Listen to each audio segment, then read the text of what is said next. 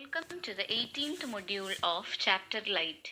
In this module, we are going to discuss how to calculate the focal length of a convex lens. For that, hold a convex lens in your hand, direct it towards the sun. Focus the light from the sun on a dry leaf. Obtain a sharp, bright image of the sun. Hold the leaf and the lens in the same position and observe the leaf. The leaf begins to burn, producing smoke. Here, the lens converts the sun rays on a small area of the leaf, and heat energy carried by the rays are focused on this area of the leaf, and area receives higher temperature and burns. Now consider the parallel rays coming from a source of light, and we are placing a convex lens on the path.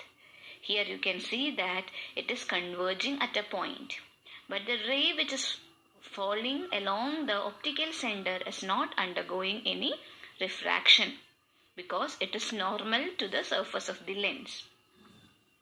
Now we can replace this convex lens and place a concave lens on the path. Here